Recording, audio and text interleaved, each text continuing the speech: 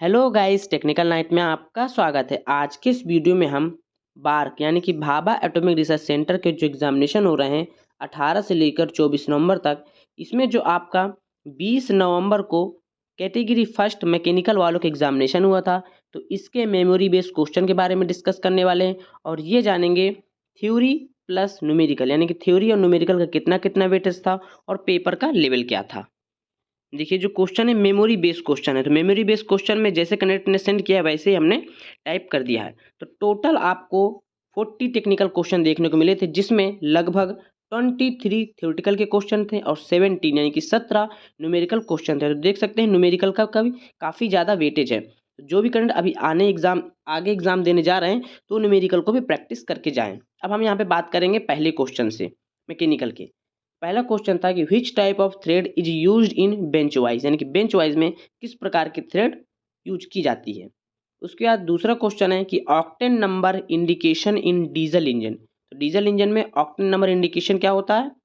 Zeroth ला direct definition body ABC।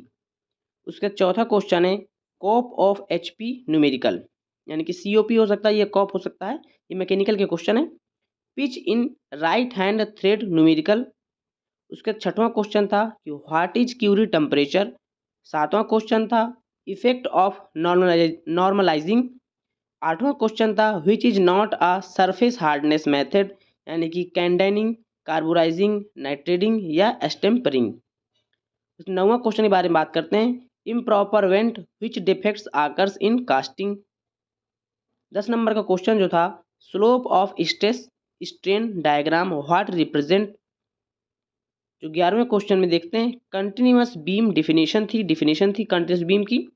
Heat rejection इन refrigerator में heat rejection से question थे। Throttling valve lies between, ये question था। Efficiency 0.2, heat input 4 kilowatt, net workout question आया हुआ था।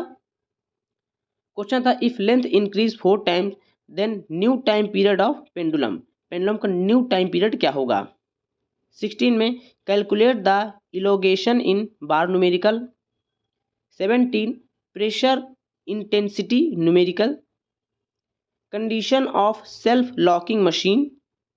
19 नंबर में देख सकते हैं temperature reduce to half then new heat transfer by radiation.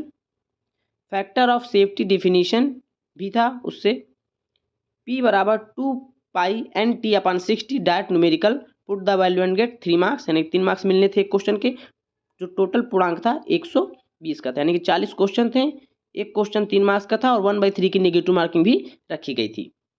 22 question देख सकते हैं heat capacity ratio 5/2 and gas constant R, temperature change 30 kelvin, then what is specific internal energy in terms of R।